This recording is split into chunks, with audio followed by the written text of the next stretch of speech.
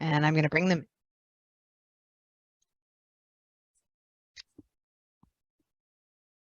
And we're ready for me to start. Welcome, everyone. I just want to remind everyone, I know you got the message that we're recording. We are recording so that we can share this with other realtors and lenders who couldn't join us tonight. So good evening and welcome. I'm Nancy Gagne, the Executive Director of the Community Coalition on Race. And I am grateful for your presence here tonight and to the Residential Committee who has worked which has worked so hard on our wealth gap equalizer loan. We are so excited to share with you the benefits of this loan, the benefits to our community. And just quickly, I'm going to tell you a little bit about who we are. You see our mission and vision up here on the screen. We are an intentional integration organization, and you'll hear that phrase a little bit more throughout the evening. We have worked on stable racial integration for over 25 years. Residential integration is an important component of the success of our mission. And we are fortunate to be able to say that we have been stably racially integrated for well over 10 years. In the beginning of the organization, when it was first established in the late 90s, there was some fear of white flight. The Community Coalition did a lot of work to stem that, to change that dynamic. And as we went on, we found, as we did our demographic studies, research, and reports, that we were actually beginning to lose in the mid-20-teens, late 20-teens, the pipeline of in-movers of color. A big part of, actually, Tegan, I'll ask you to switch to the next slide. A big part of what we do right from the beginning is to create financial incentives. Financial incentives are a pro-integrative strategy to support stable racial residential integration. And one of the first loan programs we had worked to a limited extent to move people, new in-movers, into neighborhoods where their race was underrepresented. Eventually, the federal government came along and said that we couldn't run that program anymore. And we developed a second financial incentive, which was a home loan program to support people staying in their homes in case they were feeling that the financial burden to renovate and keep up with the maintenance of the older homes that we have here in South Orange and Maplewood were beyond them. And we ran that program for a few years. But because of changes at the federal government level, we are fortunate now to do something even more exciting and more direct, a more targeted effort at reaching Black and non-white Hispanic prospective homebuyers, first-time homebuyers, with a loan program so that we can incent people and support people in moving into South Orange and Maplewood and support our effort to increase that pipeline of in-movers of color. And that's what you're going to hear about tonight. And the last thing I wanted to say is that I am so grateful for your presence. I am grateful for the Residential Committee that has worked on this loan. And also, I hope I'm not giving the store away to the people who are going to present, but we have made 3 loans. We are about to offer our fourth loan to our fourth loanee. We have more loans to give out, and we want your partnership in that, in making sure that we can reach more people with these loan opportunities. And you are going to hear more details, lots of details about this, and I'm going to hand it off now to a co-chair of the Residential Committee and a Coalition on Race Board of Trustee member, Moya Titus. Good evening, everyone, and welcome. So happy that you're able to join us this evening. So I am going to, my name is Moya Titus, as Nancy Gagne just mentioned. I am one of the co-chairs on the Residential Committee. I'm also a board member on the Community Coalition on Race. My co-chair, Nancy Doherty, unfortunately is not able to make it this evening. So here I am, just kind of giving you a run of the agenda and then getting in a little bit about the Wealth Gap Equalizer loan. So our agenda tonight is, obviously introduction of our residential committee, our Wealth Gap Equalizer loan, also known as WAGO. We're going to have the Q&A session. So please, by all means, hold on to your questions and we will get to them. And then we'll have you do an evaluation at the end of tonight's agenda. So thank you. Next slide. The goal of the residential committee is really to support integration, equity, and inclusion across all of SOMA. Racial integrated housing is part of our intention. We attract in-movers, pro-integrative marketing through WAGO. Equitable neighborhood engagement, community needs assessment, neighborhood association and formation support. We did a really nice session on that. So again, just trying to reinforce more of that, our goal. Realtor relationships or relations, right? The communication, partnership, and issue solutions. These are all things that are near and dear to our heart as a residential committee member. We have quite the a very wealth of background and knowledgeable individuals on our committee, our residential committee. As I'd mentioned, myself, Moya Titus, Nancy Doherty are co-chairs. We also have Camille Australia, Louise Australia, Deborah Reichman, Lisa Hill, Jacqueline Hunter, Rodney Fontel, who is one of our newest member, Allison Ackman, Audrey Rowe, Angela Russo, and Will Vaughn, who's should all be, I think they're all on the call right now. But again, these individuals have various backgrounds. We have a plethora of realtors to be able to help us support and make sure that we're targeting the right individuals, the Black and non-white Hispanics. And we're very lucky to have you on the call this evening. I'm going to pass it on to our wonderful program director, Audrey Rowe, to get us through the legal process. Thank you so much, Moya. In addition to the framework for the residential committee, this is just a quick outline of some of the things we've done in the past working with the real estate community and some of the things that we're currently working on.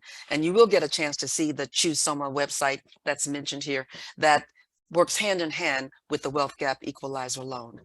I'm going to move on to the next slide and actually get into the rationale, how we even ended up with this particular product.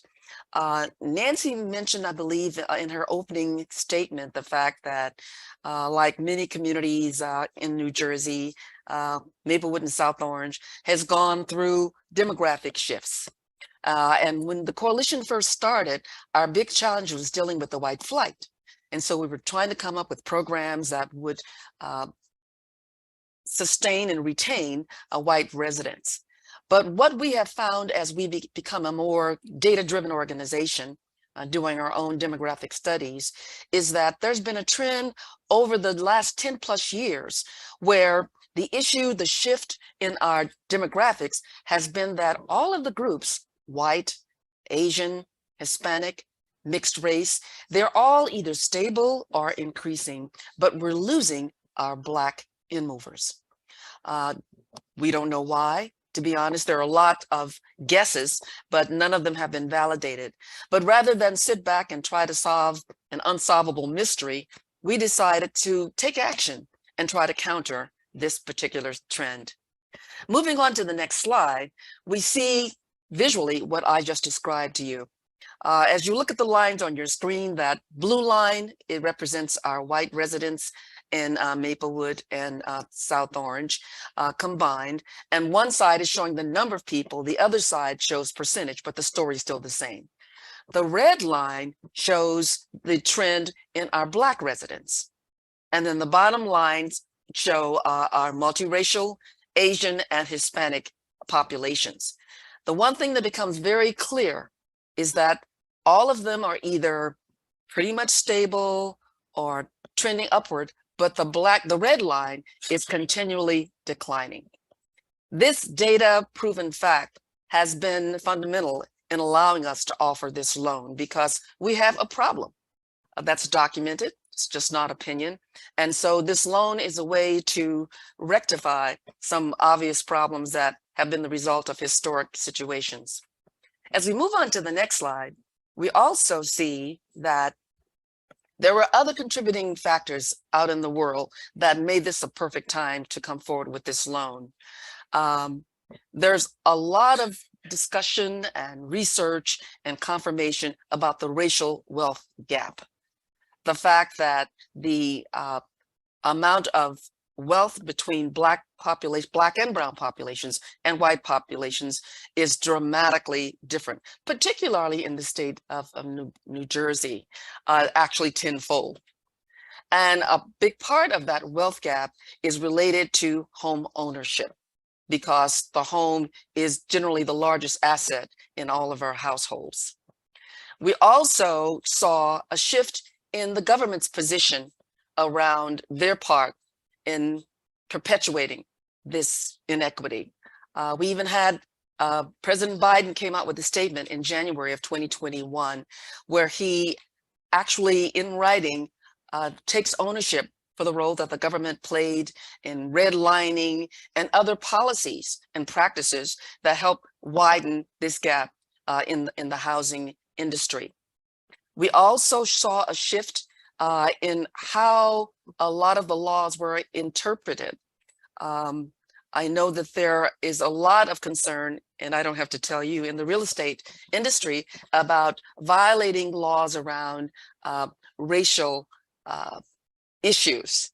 And there were statements that came out that clarified that the intent of that law was to rectify or make things more equitable, not create a problem.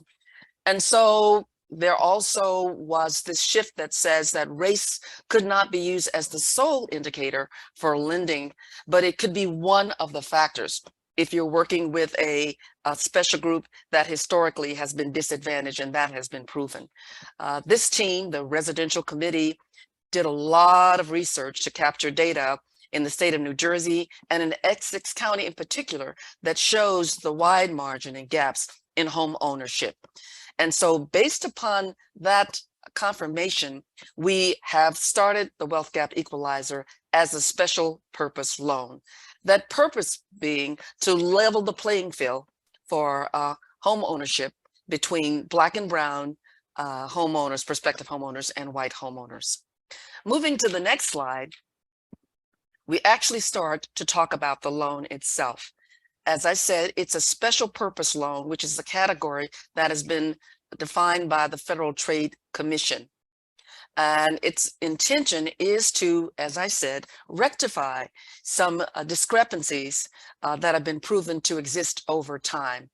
And with our Wealth Gap Equalizer loan, we've created a baseline that shows what the gap is currently in Essex County. And then in a 5-year period of time, we'll have to go back and take another look to see if there's been any shift in that. The program provides ready cash. And ready cash is a key word because with the wealth gap, it's not about what you are making currently as a salary, but it's about what you've been able to accumulate. And many times we have our Black and brown home buyers go into the market with just enough money to go in for the down payment and to go through the expected steps in the process.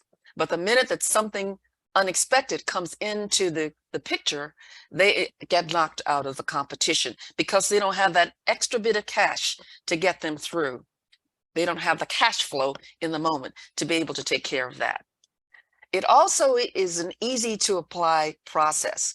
We don't want to create a barrier where people get so wrapped up in paperwork and frustrated that they feel like they just can't get through all of it. It's also unsecured, so people don't have to put up their home or anything like that.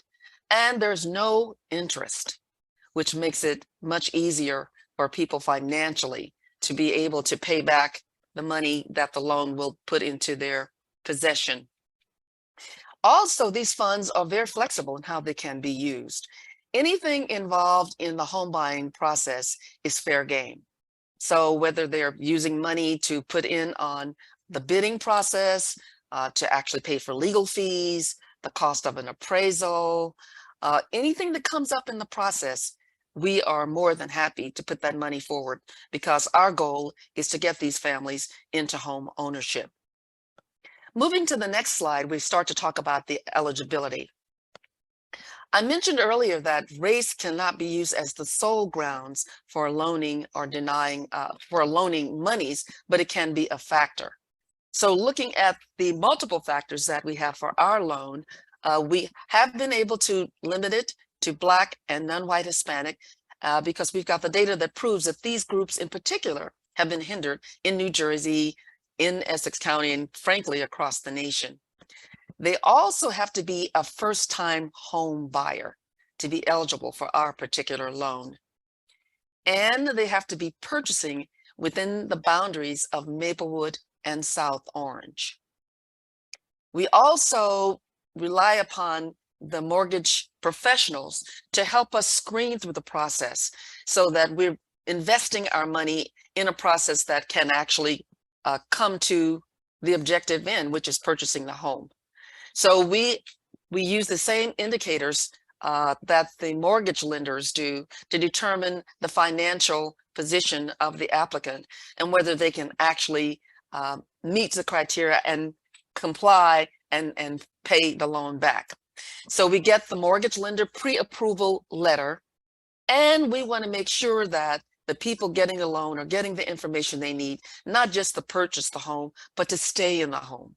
They understand all of the other expenses that may be involved, etc. So in order to apply for our loan, they have to have completed a first-time homebuyer counseling program with a certified HUD approved organization. We have set up our application process using DocuSign for security. And as you may know, that is not a free process. We don't charge a fee.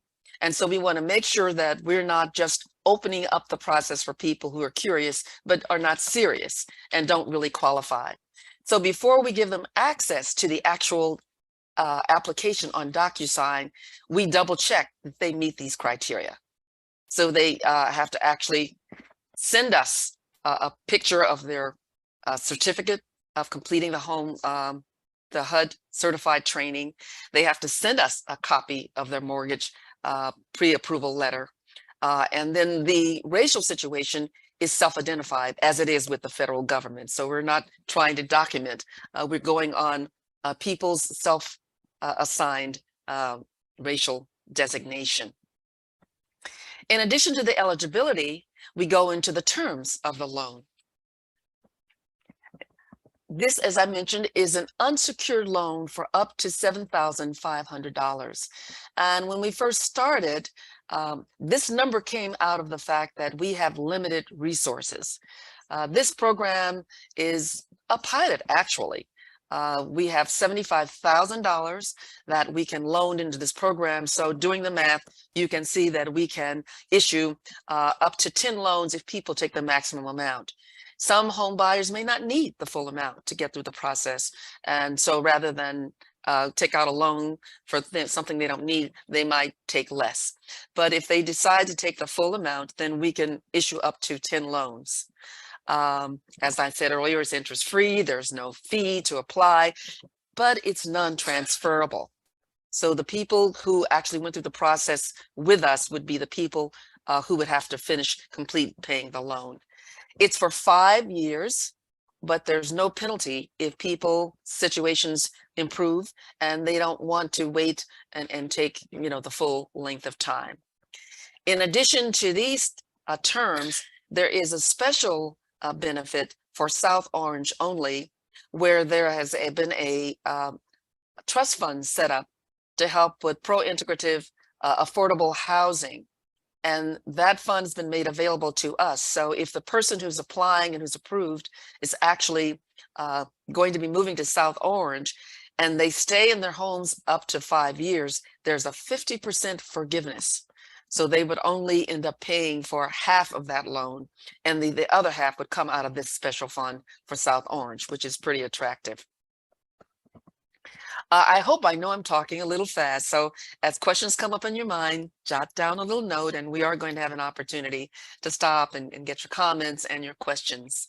Let's move on to the next slide, where we're going to talk a little bit about current status.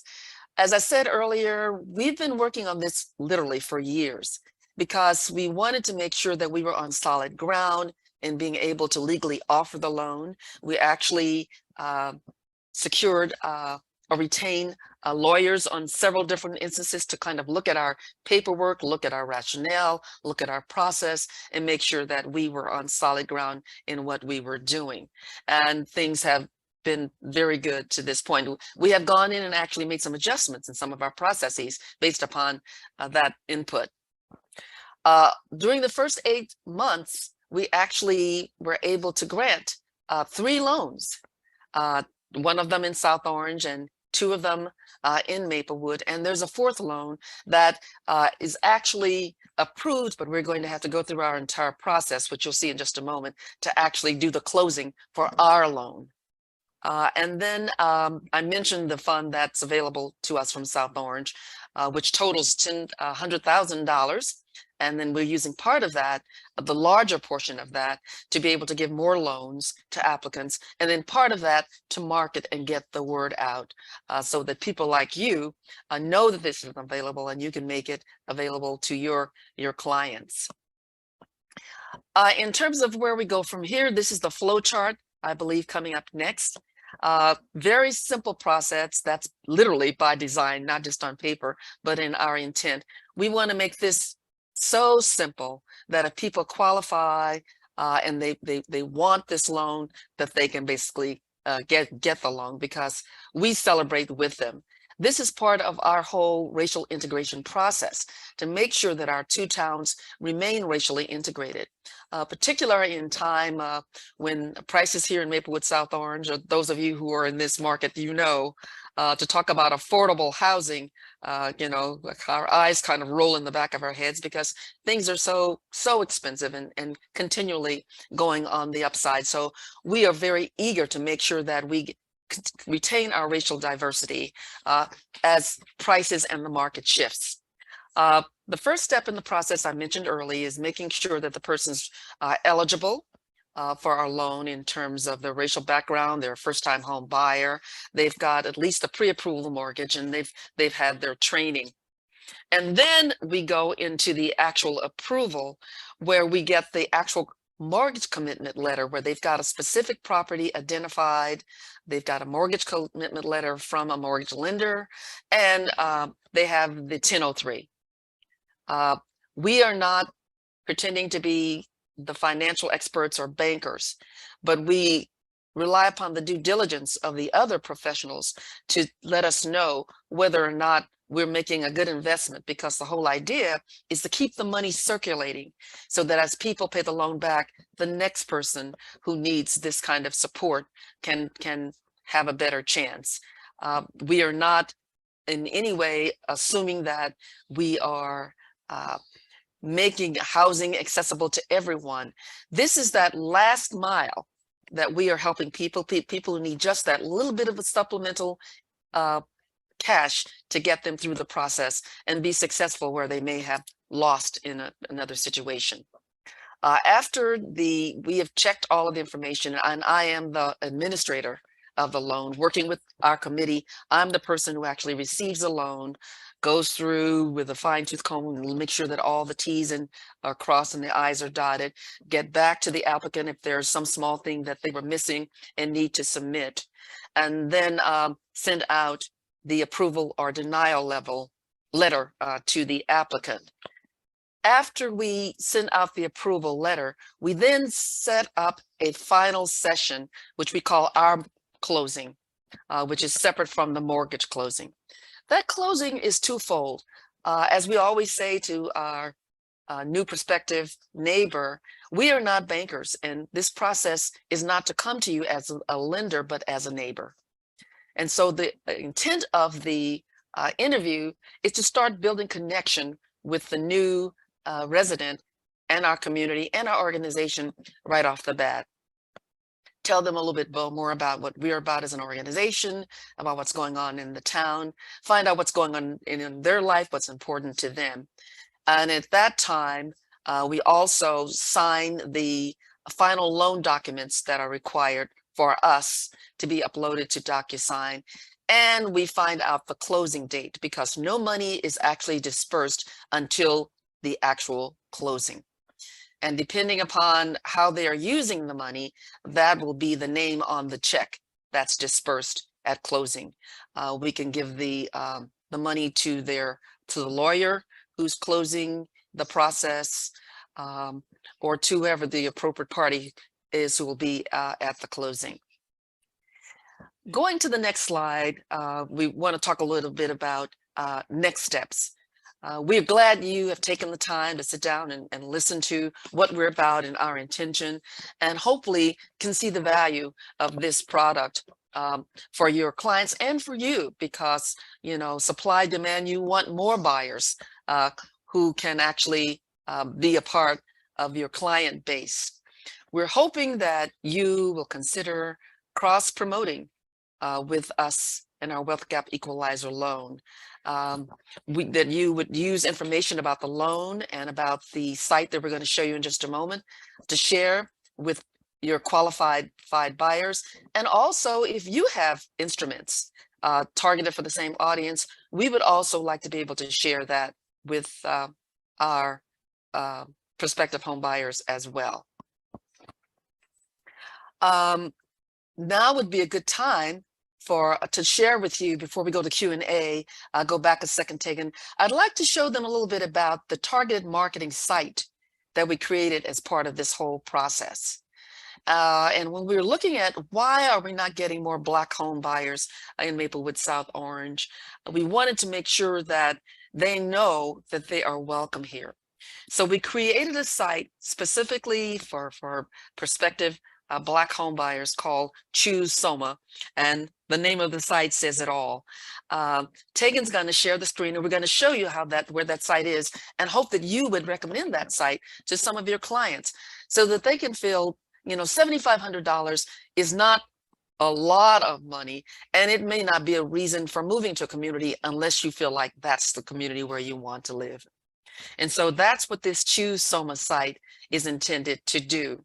If you look across the top of the bands here, we talk about the community, we talk about what it's like to live here, to play here, move here, and then the last tab actually gets into the loan, and that's where people can gain access to actually begin the application process. We've taken these are people who actually live in Maplewood South Orange. As Tegan rolls down the page, it answers some questions you might have. We also have frequently asked questions about the loan that people can tap into as well. And then we put down the eligibility requirements, and we use the honor system to say, if you have completed these requirements, then email us, and then I'm the person who gets that email, and then I send them the application. I think we can go to the next page, which shows, okay, you can keep going down a little bit. And this just talks about the process and where in the whole home buying process our steps come to play. Why don't you click back a little bit to show them just one other tab on the site so they can kind of see. Let's show them play here.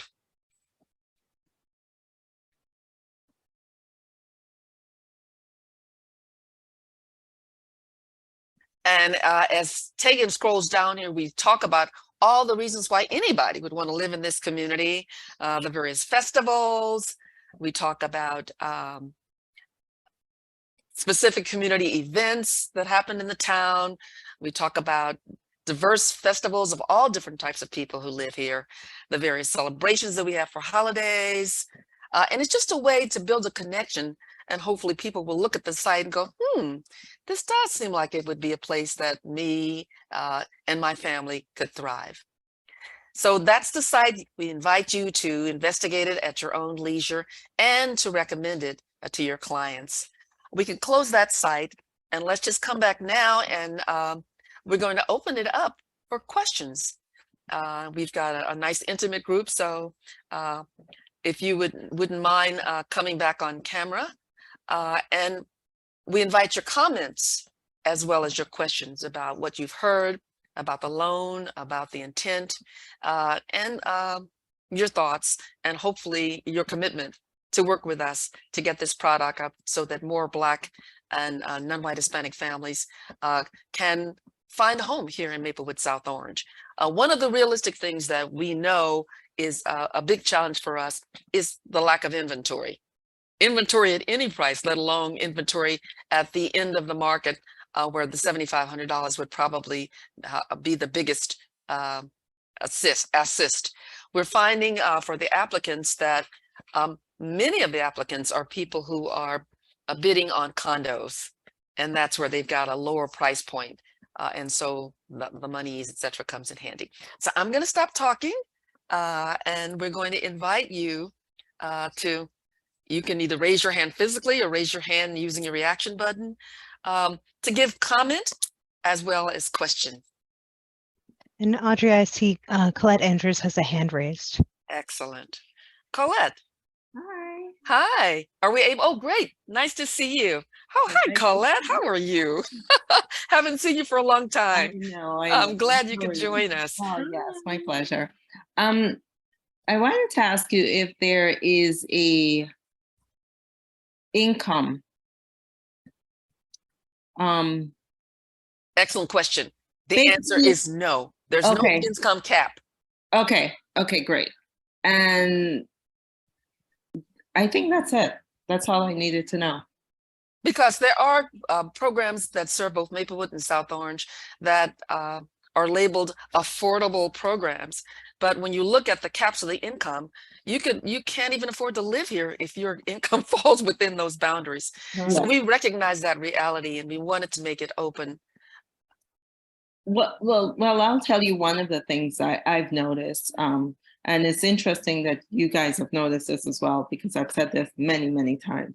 The majority of times when a Black family is selling his or her home, it's a white family who's taking that home. And yes, we do have a lot of Black families moving here, but not at the rate that people are leaving. And it's because of it's so expensive to live here. Just today, I had a young client who was bidding on a house over $1 million, but because of how things are right now, you have to waive appraisal.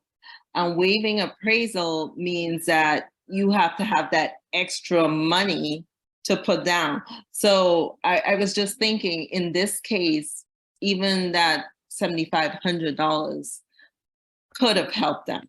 Absolutely. That's interesting because one of the 3 loans that we've given, that's exactly what happened. There was a $15,000 gap in the appraisal that the home buyer had not, planned for. And they were able to take this $7,500 and close that gap and seal the deal. So you're absolutely right, Colette. Okay. So that's my comment. Thank you. I appreciate that. Yeah. Is this something you think you'd be able or willing to recommend to clients coming to you? The client who I just mentioned, they're a Black couple, and they're a young couple, so they don't, although their incomes are very high, they don't have a lot of cash on hand. I mean, like in 2 years, they probably will have a lot of cash on hand, but as of right now, they don't. So I never thought, and Moya's mentioned this program to me several times, I've never thought that my clients would be interested, but how it was explained today, I think I can sell it. Excellent. Excellent. We also had a home buyer who was able to find a home because it was such a fixer-upper that meant that we had a lower price. But they got to the point that he was so much of a fixer-upper, even our $7,500 wouldn't give them enough. So knowing that you've got $7,500 allows people to find a house maybe at a lower price point and be willing to make some repairs or get it in the condition that they would like, knowing before they buy it that they've got this money aside. A lot of people also will take money out of their savings knowing that they'll be able to replace it with this loan. So any other comment or question? We'd love to hear your opinion. Yes, thank you. Kai. Is that correct, Kai? Yes, it is. Okay. Hi. Hi. Good evening, everyone. I was just going to piggyback off of what Colette said. I think that this presentation was helpful for me and my business as a real estate broker to know that I didn't think about this use, because when I first saw the 7,500, I thought, oh, I don't know how that's going to be helpful to people trying to move into the Maplewood South Orange area because it's so expensive, and the use cases that you gave and how the loan can be used, that cleared up a lot for me. And, knowing that it can be used if there's a gap in appraisal, knowing that it can be used, just like you said, to just stay competitive with some of the other families that are out here bidding on homes. It is very challenging. Colette pretty much nailed it. We are dealing in situations where homes are going way over ask still. Our area seems to be immune from pretty much any of the things, and then you add in the inventory shortage. But I think that knowing now, because that honestly, that was my personal kind of barrier to this loan. I was like, well, how exactly am I going to use this? How would this be helpful for families? And now how you've explained it, I think that I could definitely use this with clients because it is so competitive, and having just an extra bit of cash to give people, we have, as real estate agents, we have to be creative. So knowing that we have this as another tool in our tool belt, I think is just very, very helpful. And I commend, the two towns for, just doing all that they can do to continue to help, keep as many Black families in this area as we can. Thank you so much for that. Oh, you're welcome.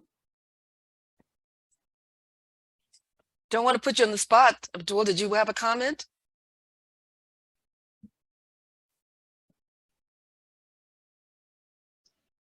You're on mute just in case. He may have stepped away. Okay. Okay, well, spread the word. That's the key. And we would appreciate your thoughts in terms of promoting this and getting the word out. What would be your suggestions on the best way to have more people informed? Please, go ahead, Colette. Yeah. Kai, I don't know about you, but I don't want this to get out because that's so funny that you say that. We had a face-to-face session, and they were like, "Don't tell anybody." No, I think between Kai, Lisa, and myself, we have the 10. We got it covered, right? Yes. We'll see. We'll see. Right. And just so you know that our intent is to do what we call proof of concept.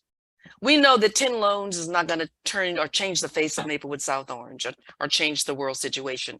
But if we prove that this particular approach works, then we're going to go to other funders, grantors, foundations to get more cash if they're really serious about helping to close the home ownership gap. So we're trying to take what we learn and to collect it and document in a credible way. So we can then go back and say, this is what we did, this is what we learned, this was the results. So come on, so we can get the 10 loans done and go out.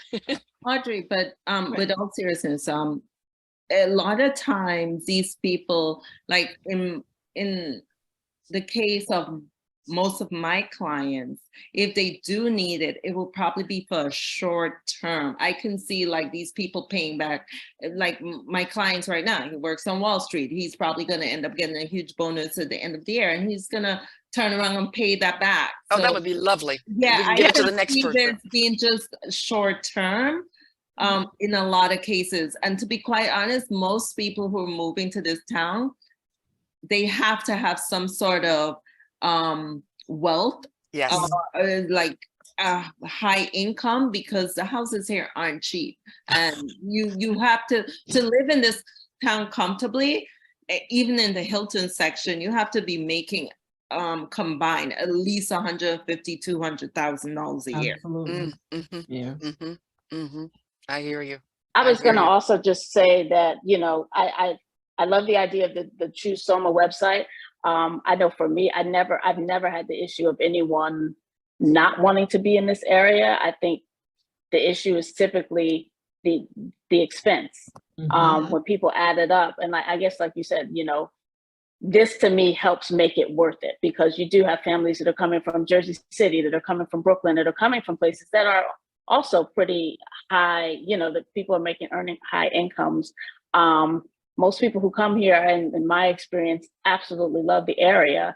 It just becomes either the taxes, you know, like you said, the age of the home, some of the things that, you know, just make them either pause. But it's never the towns. I've not experienced that at all. Most people would love to be in this area. It's just always that extra hurdle of expense, and is it worth it?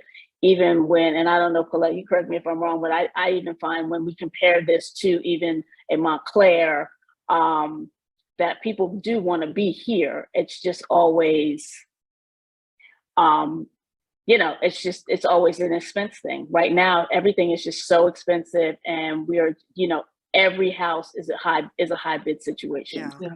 Where we as agents have to get creative and do all these different, you know, things to make their offer seem appealing. So like I said, we'll just keep this kind of in between. Well, we do have a brochure. We have actually 3 brochures. We've got a brochure in English. And if you go to that website, the Choose Soma, you can actually download the brochure. We also have it in Haitian Creole, and we have it in Spanish. Also on our site, if you go from the homepage, the Choose Soma, there's a translation option. You can change the whole site to those languages as well to make it more, what should I say, friendly.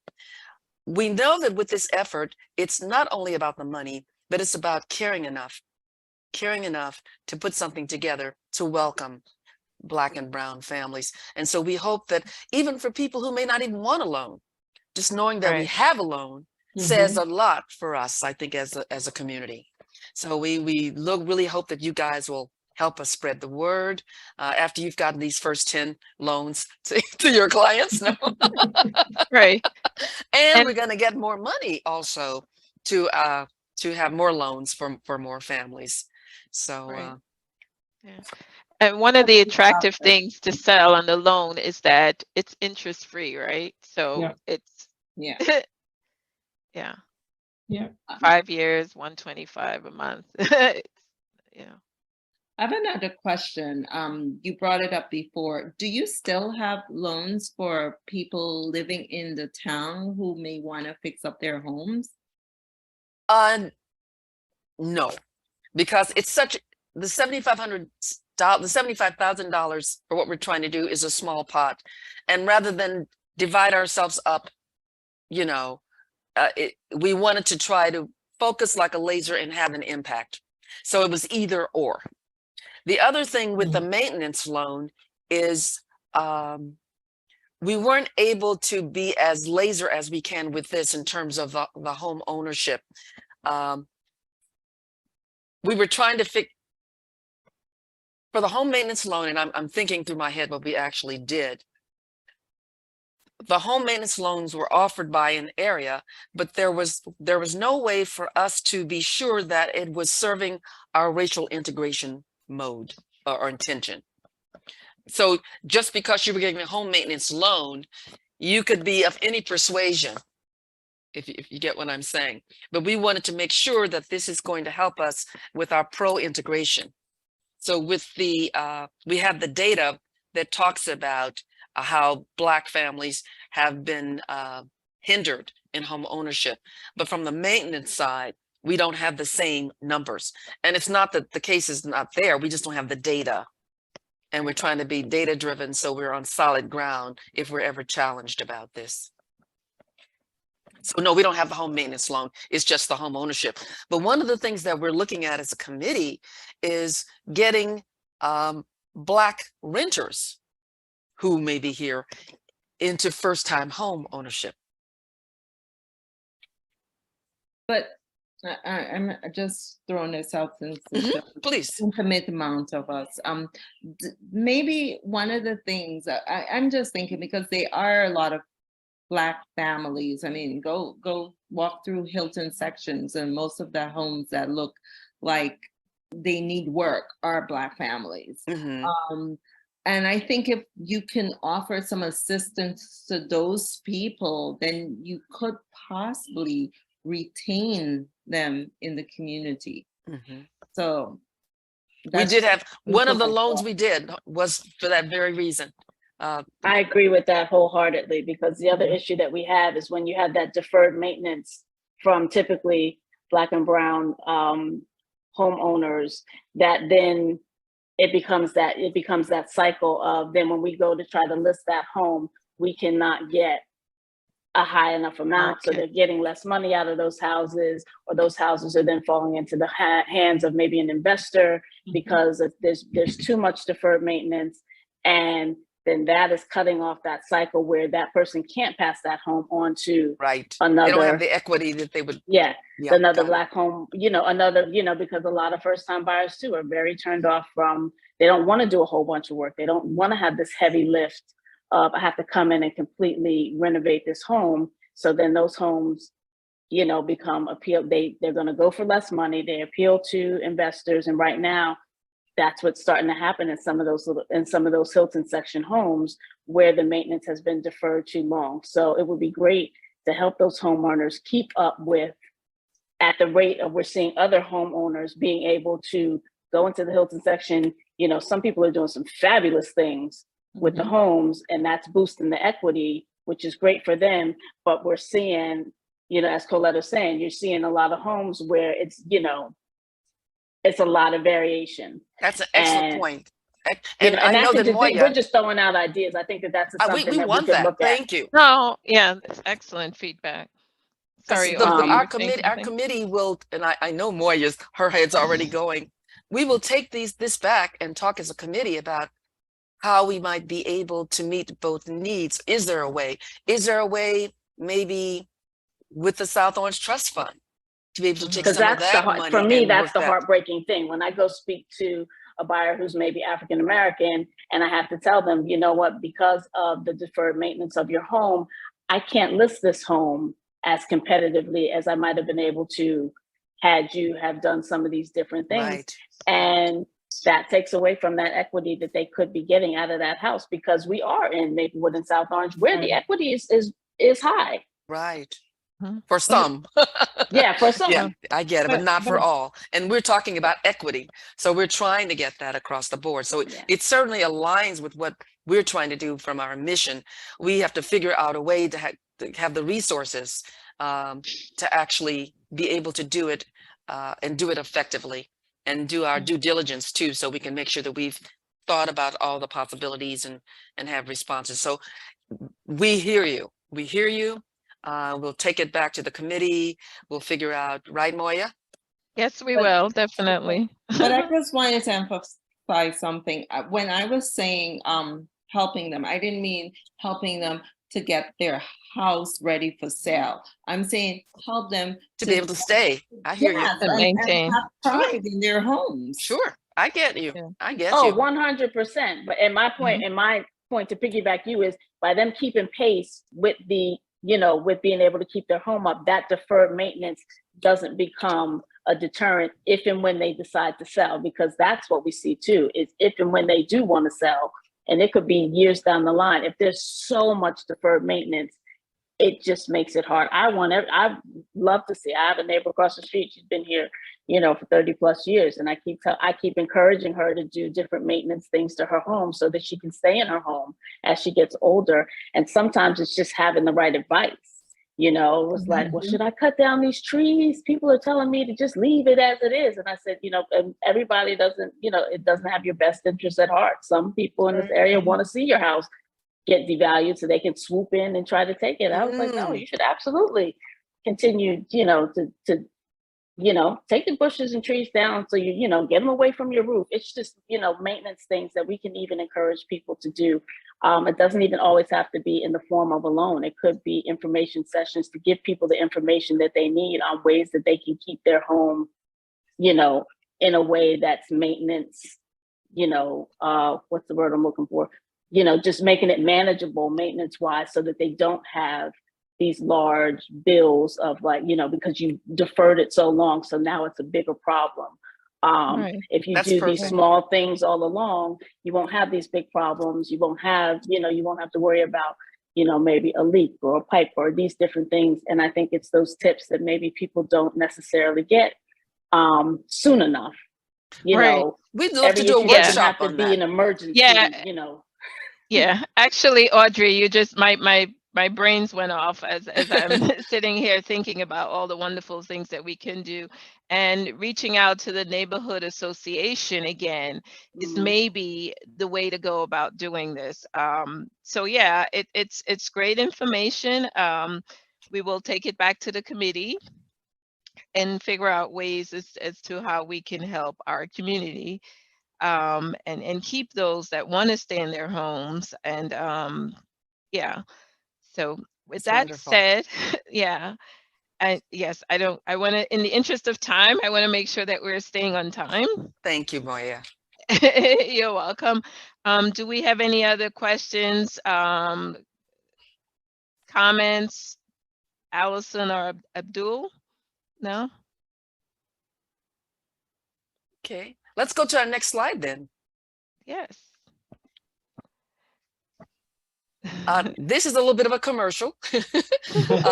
As most of you know, a lot of what we do through the Community Coalition is not just about bricks and mortar, but it's about relationship and bringing people together to form authentic relationships and respecting and valuing each other's different cultures. So this is just one of the events that we co-sponsor with Duran Hedden House, our historic museum here in Maplewood. So come out, it's free this coming Sunday between the hours of 1 and 5, walk the grounds, see the reenactments they're going to have. There's a lot of great information there. It's going to be great food, entertainment. Bring your family members. And I'll turn it back over to Moya now to close this out. Yes. First of all, I would like to say thank you, Audrey, for getting us through the slides and basically, being very thorough in your explanation as it relates to our wealth gap equalizer loan. I would also like to thank Tegan for her time this evening. I appreciate she's the person behind the controls there. And of course, I would like to thank all of you for coming out and spending time with us this evening. Really appreciate it. Please, love the feedback. We will take it back to our committee, our residential committee, and talk about ways that we can improve our SOMA community. And last but not least, I would like to thank Nancy. Well, she's not here right now, but Nancy Doherty, my co-chair. Unfortunately, as I said, she was not able to make it with us this evening. And also Nancy Garnier, who, if you were online at the beginning, she did, beautiful walkthrough of the Community Coalition on Race. So I thank you for your support this evening again. And please, by all means, spread the word. Choose SOMA, choose SOMA, choose SOMA. We are, that $7,500 can go a long way. We had one, actually, just really quick, we had one loanee who did say that they kept the $7,500 because everything went really well, and it just so happened that that $7,500 was being used for maintenance or incidental. I believe it was a boiler situation or something of that nature that took place, and ended up using that $7,500. So yeah, there's plenty of ways that that money can be put to use. So again, thank you all this evening. We appreciate you being here. And when you leave this platform, when you Yes. leave, you will see the option to either click or go directly to a quick evaluation. We really, really would appreciate your feedback. There's also an opportunity if there's a question that's come up that you didn't get a chance to ask, to put that in the comments and we will get back to you. Great. So Yes. thank you guys. Have a lovely evening and spread the word. We're looking for Please. you. Thank you. Thank you so much. All right.